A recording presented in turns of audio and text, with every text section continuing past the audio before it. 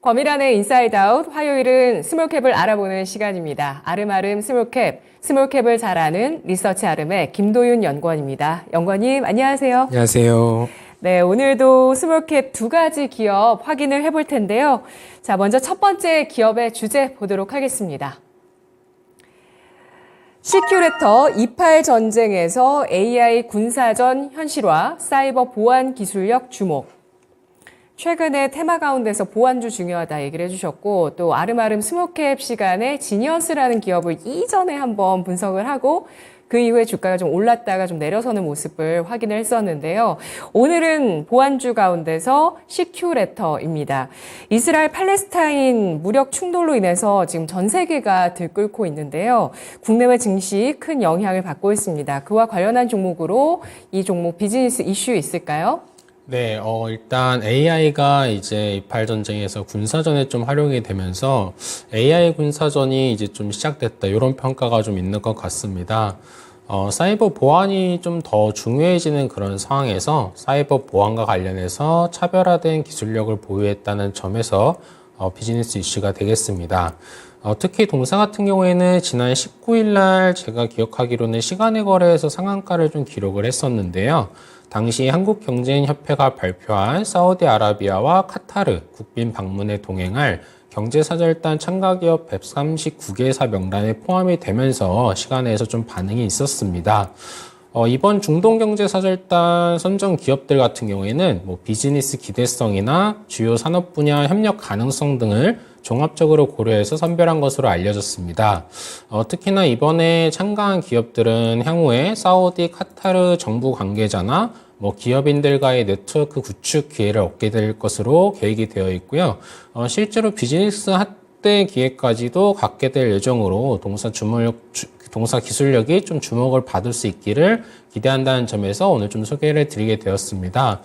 사실 그 사이에도 오늘도 그 사우디 쪽 기업과 어떤 협력이 진행될 것이라는 사실이 알려지면서 주가가 좀 장중에 반응을 한 것 같은데요. 네. 이번 경제사절단에서는 이런 좀 실질적인 결과물들을 가져올 수 있기를 기대해 봐야겠고, 동사 같은 경우에는 사우디와 카타르 양국 사절단 목록에 모두 포함되었습니다. 어떤 기업 같은 경우에는 둘 중 한 곳에만 좀 포함이 되기도 했는데요. 동사 같은 경우에는 양쪽 다 포함이 돼서 모두 기업에서 좀 중요한 분들 모두 가 있다, 이렇게 좀 말씀드릴 수 있겠습니다. 네, 중동에서는 사우디아라비아가 네옴시티를 건설하겠다는 계획을 밝히면서 스마트시티에 대한 관심도 상당히 높은데요. 그 안에서도 물론 보안이라는 기술력이 굉장히 중요할 거고요. 이렇게 러시아 우크라이나 전쟁부터 시작해서 동유럽부터 해서 이번 28 전쟁까지 중동으로까지 이 보안에 대한 중요성이 굉장히 커지고 있는 상황입니다. 그 가운데서 이번 대통령 국빈 방문, 사우디 카타르 국빈 방문에 함께 동행하는 기업으로 더 기대가 좀 높아질 것 같은데요. 보안 관련해서 차별화된 기술력이 있는지 짚어주시고요. 우선 그 전에 동사 제품의 라인업이 뭐가 있는지 제품별 매출 비중부터 한번 확인을 해볼까요? 네, 일단 사업 부문별로 공시된 거 위주로 좀 설명을 드리겠습니다. 동사 제품 라인업 같은 경우에는 이제 이메일 보안 솔루션인 SLE, SLES 이렇게 구분이 되고요. 파일 보안 솔루션인 SLF 이렇게 좀 구분이 되고 있습니다.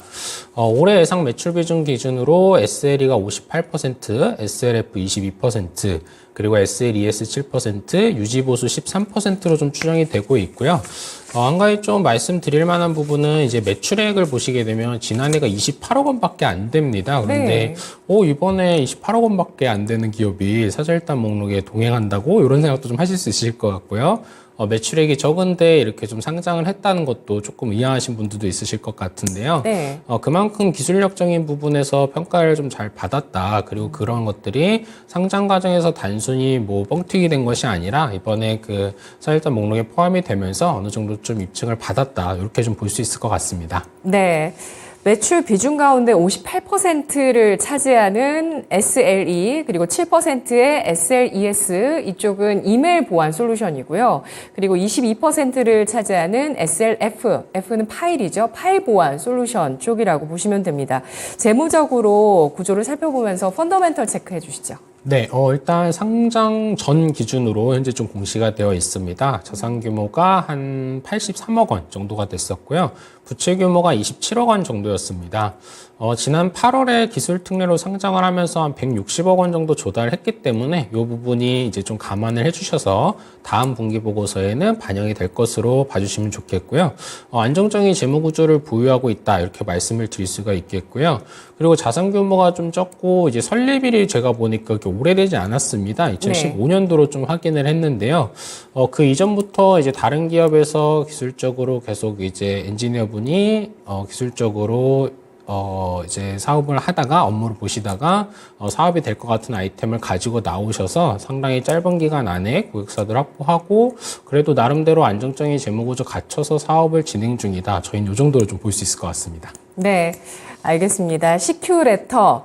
여기까지는 아직 28 전쟁 AI 전과 이 기업이 어떤 연결고리가 있는지 명확해지지는 않고 있는데 조금 더 얘기해 보도록 하겠습니다.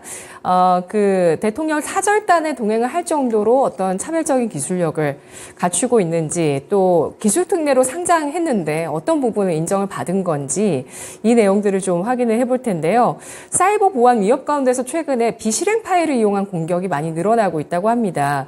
이러한 위협을 막기 위해서 이 시큐레터에서 고안한 플랫폼이 있다고 하는데요. 그 플랫폼의 이름이 마르스입니다. 이 플랫폼의 핵심 원리와 기술은 뭐가 있을까요? 네, 일단 동사 핵심 기술이라고 하게 되면은 무해화 기술과 디버거 분석 기술이라고 합니다. 무해화 기술 같은 경우에는 이제 파일이 들어왔을 때 이제 파일 내에서 유해 요소를 제거하고 다시 파일로 재조합하게 되는 그런 재구성하는 기술이 되겠는데요. 타사와 다르게 조금 이제 재결합하는 과정에서 사실 오류가 발생해서 파일이 날아가는 경우도 많이 발생을 한다고 하는데요. 동사 같은 경우에는 그런 쪽에서 그런 문제점들을 좀 해결했다라는 기술이 한 가지가 되겠고요. 디버거 분석 기술 같은 경우에는 파일을 열어보지 않고도 이제 포함된 그 기존에 알려지지 않았던 보안 위협까지 완벽하고 빠르게 탐지 및 차단 가능한 기술이라고 합니다. 근데 사실 제가 이렇게 두 가지 기술을 좀 말씀을 드렸는데요. 제가 말씀을 드리면서도 좀 이해하시기가 쉽지 않으신 것 같아서 IR 때 이제 그 대표님께서 직접 뭐 인터뷰하시거나 이런 영상들 좀 찾아봤습니다. 그런데 저희 관점에서 이야기에는 이제 기존에는 이제 행위 기반 탐지 솔루션이 좀 적용이 되고 있었다고 합니다. 그 기존에 알려지지 않은 악성 코드를 탐지하기 위해서 뭔가 이상 행위를 좀 탐지해서 이상하다는 걸 인식하는 그런 게 이제 2세대 솔루션으로 좀 주목을 받고 있었다고 하는데요. 네. 1세대 같은 경우가 저희가 좀 많이 사용하는 그 V 프로그램, 그 기존에 알려진 백신 코드, 악성 코드에 대응하는 그 솔루션이고 2세대가 이제 행위 기반으로 탐지하는 기존에 알려지지 않은 것들로 공격하는 것에 대한 대응 방법이었고요. 동사 같은 경우가 이제 3세대로 좀 칭할 수가 있을 것 같습니다. 이제 들어오는 파일을 기계어단에서 검사를 한다고 합니다. 그래서 그 악성 코드가 이제 숨겨져 있을 때도 기계어단에서 비정상적인 것으로 인식을 하고 이제 그것을 탐지한다는 것인데요. 이렇게 됐을 때는 이제 시간이 12초 정도로 기존의 이상행위 기반으로 했을 때는 3분 정도가 걸렸다고 합니다. 네. 근데 사실 저희가 파일을 다운받아서 3분을 기다리기가 쉽지 않을 것 같더라고요. 네. 그런데다가 또 해커들이 이제 이상행위 기반으로 했을 때는 이거는 한 10년 전부터 이제 대응을 했던 방법이라고 해가지고요. 네네. 해커들도 적응을 해서 이제 이상행위라는 거는 이제 파일을 보냈을 때 이 사람이 그 파일을 열었을 때 그 악성 코드가 이제 실행이 되어야 하잖아요. 근데 요거를 뭐 3일에서 5일 있다가 이제 실행이 된다고 숨겨놓는다거나 이런 쪽으로 지금 현재 대응하고 있는 이상행위 탐지 기반 솔루션을 무해하는 그런 공격 방법을 사용하고 있다고 하더라고요. 근데 동사 같은 경우는 이제 기계어단으로 분석을 하다 보니까 그런 숨겨져 있는 파일들에도 대응할 수 있다는 점, 그리고 12초 정도로 기계어단에서 이제 이상행위 파일을 작동하고 나서 그 시스템에서 돌아가는 어떤 행위를 탐지하는 데 걸리는 시간 3분이 아니라 기계어단에서 12초 만에 분석을 하는 게 동사의 어떤 기술력의 그 배경이다. 이렇게 좀 이해를 할 수가 있을 것 같고요. 무엇보다 이 진단율이 가장 중요한 관점이 될 것 같습니다. 뭐 아무리 빨리 하고 아무리 편리하더라도 진단율이 좀 좋지 않으면 대응이 안 되기 때문에요. 하지만 한국인터넷진흥원 평가에서 업계 최고 수준 정확도를 인정받았다고 합니다. 이런 부분들 좀 같이 말씀을 드리면 좋겠고요. 사실 좀 코딩 공부를 해야 되나 이런 생각을 좀 하고 있습니다. 문과신가요? 네, 저는 문과여서 이제 영어학과이기 때문에 네, 그 컴퓨터 언어를 좀 제가 이해를 해야 될 것 같더라고요. 그래서 나름대로 이제 뭐 파이썬이나 유튜브 찾아보면서 보니까 기계어단에서 분석을 한다는 게 충분히 강점이 될 수 있다는 것까지는 이해를 좀 했습니다. 네. 그래서 그런 쪽에서 조금 기술력을 인정받았다 이렇게 좀 말씀드릴 수 있을 것 같습니다. 네, 좀 쉽게 얘기하면 예전 같으면은 이제 악성 코드가 들어와서 이게 뭔가 실행될 때 그것도 실행되고 나서 몇 분의 시간이 흘러야지 확인할 수 있었던 게 이제는 그냥 그런 악성 코드를 심기만 해도 이 소프트웨어를 통해서는 금방 찾아낼 수 있다는 거잖아요. 네, 맞습니다. 예, 그 엄청난 기술력인 것 같은데, 네.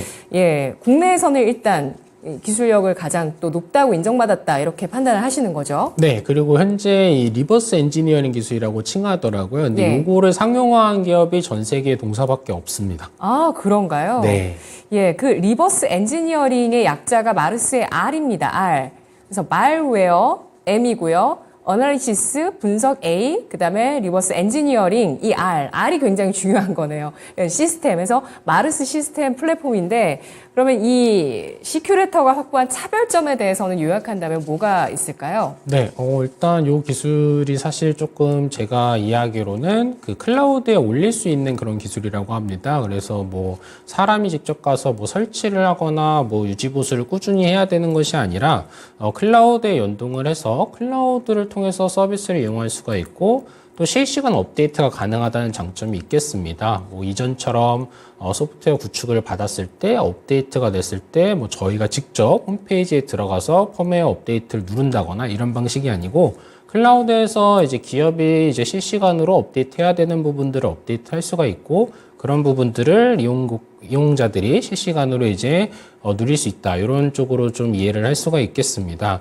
결과적으로는 이제 국내뿐 아니라 국내에서 인정을 받고 나면 세계 어딜 가든 사람이 직접 갈 필요가 없고 그냥 클라우드에서 이제 가입만 하면 된다는 그런 비즈니스 모델을 가지고 있어서 네. 사실 확장성 부분에서는 좀 유리하다. 이렇게 좀 볼 수가 있겠고요.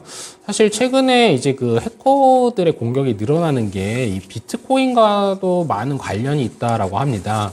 예전에는 이제 해커들이 이제 자신의 실력을 좀 뽐내기 위해서 이렇게 좀 해킹을 했다면은 최근에는 이제 비트코인을 입금받는 식으로 경제적인 그런 부가가치를 창출하면서 더 많은 해커들이 더 많은 수의 공격을 하고 있는데요. 이게 또 해커들이다 보니까 사실 국내에 한정돼서 공격을 하는 게 아니기 때문에 전 세계 어디 가서도 사용할 수 있다라는 점에서 어떻게 보면 좀 플랫폼의 성격 그리고 클라우드 서비스가 가능하기 때문에 매출액이 일정 부분 이상 올라오고 나면은 영업이익률이 굉장히 빠르게 증가할 것으로 좀 보고 있습니다. 네, 이런 마르스라는 플랫폼을 가지고 차별화된 기술력을 확보를 했고 이러한 것이 결국에는 신규 시장을 선점하는 효과로 이어지게 되는데요.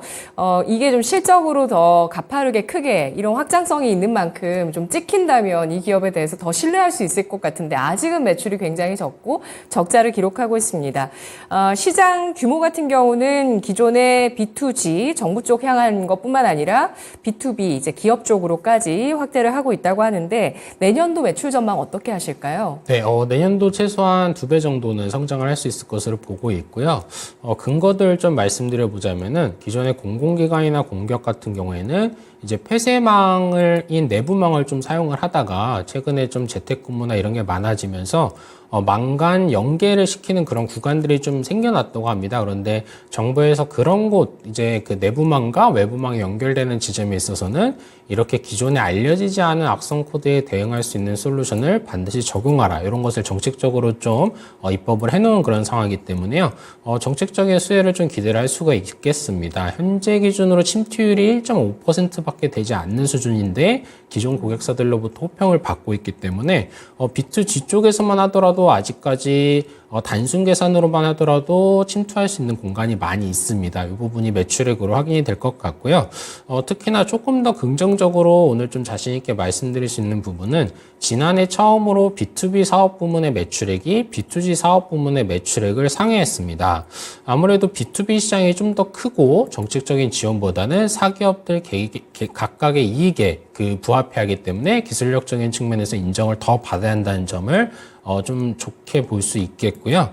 동사 실적에 관해서 말씀드려보자면 매출액이 20년도 12억 원에서 지난해 28억 원까지 이제 성장을 하고는 있습니다. 아직 규모가 크진 않지만요. 아직 매출액 규모만 놓고 봤을 때는 뭐 많은 규모는 아니지만, 큰 규모는 아니지만 기술력을 근거했을 때는 확장성이 충분히 있을 것으로 보고 있고, 같은 기간 영업손실이 17억 원에서 55억 원으로 늘어난 점 분명히 걱정되실 수 있으실 것 같습니다. 원천기술 고도화를 위해서 연구개발 인력을 좀 늘렸었고요. 그리고 요 제품의 이제 최적화 과정에서 좀 비용이 들었었지만 이제는 이쪽에 들어가는 비용이 현저히 줄어들 것으로 보고 있기 때문에 네. 그런 부분들도 이제 비용적인 부분에 관해서 말씀을 드릴 수가 있겠습니다. 그래서 이제 제품 상용화에 성공을 했고 연구개발 비용도 적어지는 그런 상황이기 때문에 내년도에는 매출액 한 143억 원의 영업이익 7억 원 정도 흑자 전환을 이룬 다음에 내후년도가 이제 매출액 275억 원에 영업이익 82억 원으로 영업이익률 한 20% 후반대, 29% 초반대, 29점 초반대까지 충분히 기록이 가능할 것으로 저희는 보고 있습니다.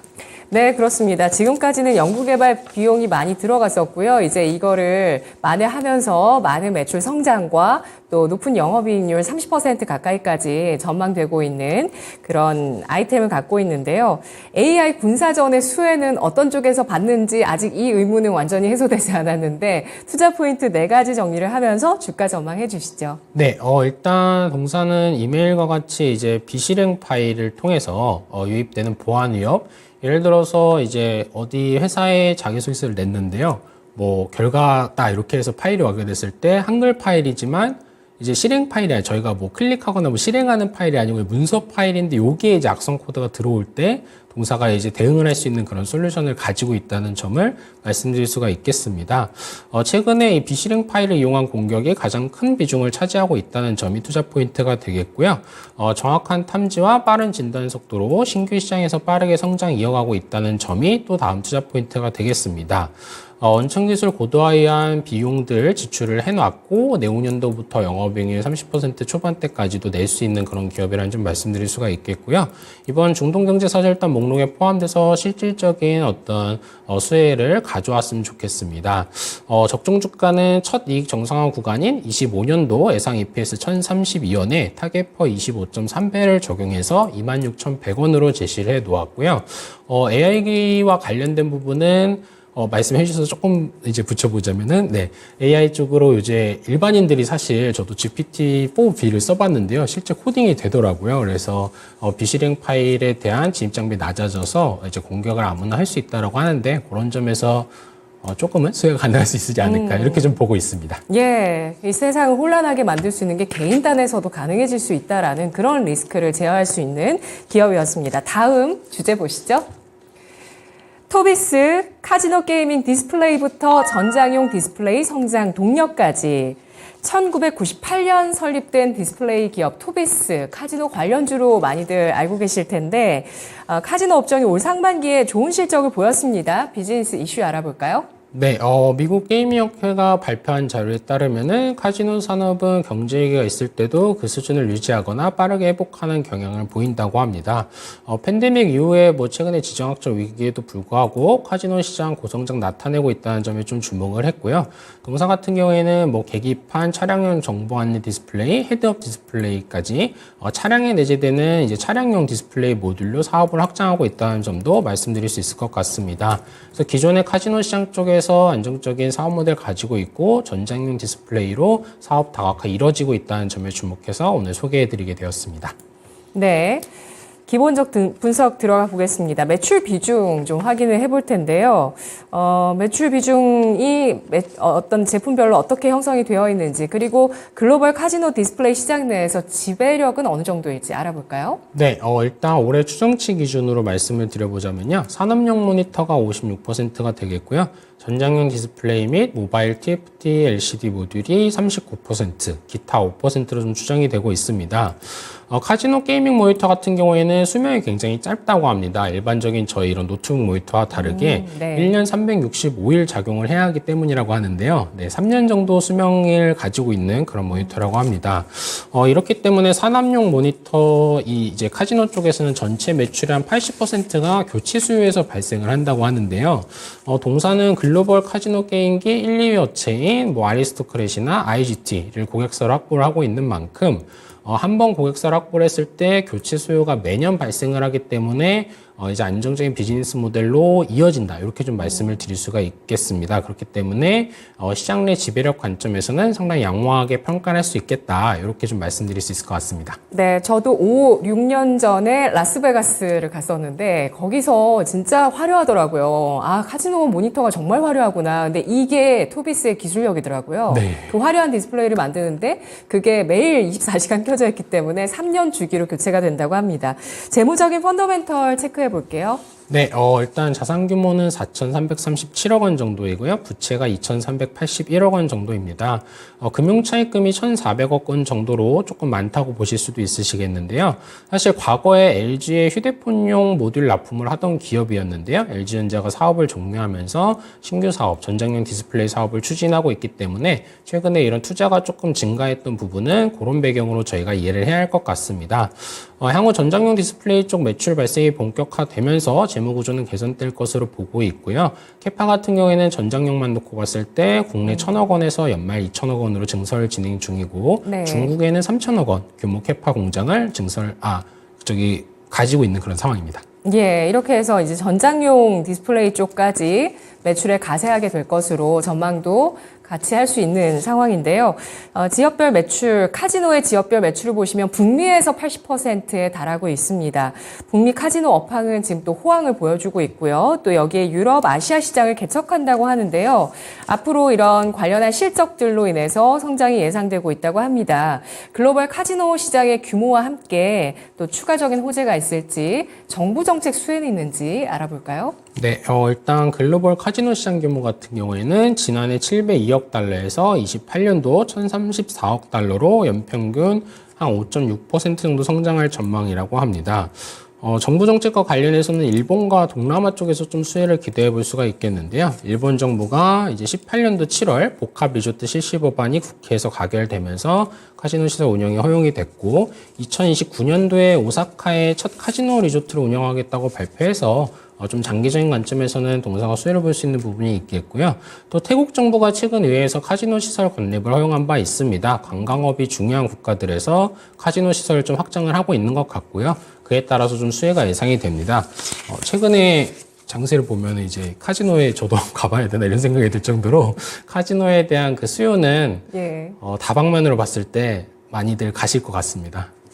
트럼프 대통령도 네. 카지노 엄청 강조했었잖아요. 이전에 대통령일 때 김정은 위원장 만나기 전에도 그런 얘기도 굉장히 많았었는데 미래 트래킹은 전장용 디스플레이에서 해보도록 하겠습니다. 이 토비스의 전장용 디스플레이 공장이 단계적으로 가동이 되어 가고 있는 뿐 아니라 자회사와 함께 2차 전지 사업까지도 본격화를 하고 있는 상황이라고 합니다. 외형 성장 이끌어줄 두 가지 사업이 될 수 있을지 분석해 주시죠. 네, 충분히 될 것 같습니다. 특히 시장에서는 전장용 쪽에 좀 중심을 두고 동사를 보고 있는 것이 맞고요. 네. 일단 국내에서 최근에 소렌토 페이스리프트 모델의 파노라믹 커브드 디스플레이가 내재가 됐습니다. 동사가 이제 그 제공한 모듈이 되겠고요. 다른 차종에도 순차적으로 적용이 확대될 것으로 보입니다. 2차 전지와 관련해서는 동사가 5월에 지분을 취득한 전기차 충전용 통신 컨트롤러 업체인 글로커드텍을 통해서 영위하는 사업이 되겠고요. SK 시그넷, BYD, CATL을 고객사를 확보하고 있습니다. 실적 반영은 3분기부터 좀 반영이 될 것으로 보고 있고요. 이외에도 자회사 세일하이텍이라고 이제 2차 전지 테이프 그 필름을 좀 공급을 하고 있는데요. 네. 상장사에서는 그 T사와 좀 유사한 그 사업을 영위하고 있습니다. 아마 요즘 주가가 많이 빠져서 조금 힘들어 하시는 분들도 있으실 것 같지만, 동사도 이제 비슷한 사업을 영위하고 있다 말씀드릴 수가 있겠고요. 숫자로 좀 말씀드리게 했을 때는 글로커드텍이 지난해 기준 매출액 125억 원에 영업이익 56억 원이었고요. 세일하이텍이 지난해 기준으로 한 150억 원 정도 매출입니다. 전장용은 워낙에 커지는 만큼 이제 지난해 1,200억 원, 올해가 1,700억 원, 내용년도에는 2,800억 원까지 동사 매출 외형 성장에 기여할 것으로 보고 있습니다. 예, 이렇게 전장용 디스플레이의 매출 성장세뿐만 아니라 2차 전지 관련해서는 자회사 세일 하이텍 그리고 또 글로쿼드텍이라는 두 가지 기업을 통해서 2차 전지 관련 사업을 또 영위하고 있는데요. 네 가지 체크 포인트로 투자 포인트를 정리를 하면서 이 토비스 기업 주가 전망도 해주시죠.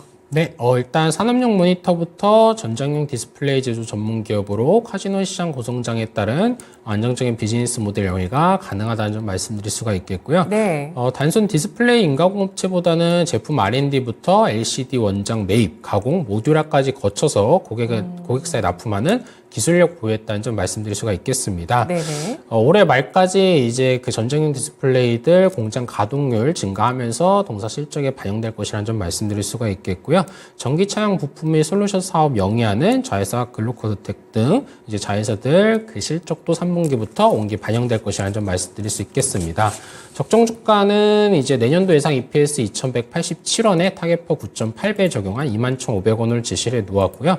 결국에는 전장용 사업에서 이제 많은 성장 모멘텀을 갖고 있는 기업으로 봐주시는 게 맞을 것 같습니다. 네, 알겠습니다. 카지노 디스플레이부터 전장용 디스플레이와 2차 전지 관련 사업까지 부각되고 있는 토비스. 현재 주가는 2.13% 하락한 16,100원 선입니다. 연구원님, 오늘 분석 잘 들었습니다. 다음 주에 뵐게요. 감사합니다. 고맙습니다.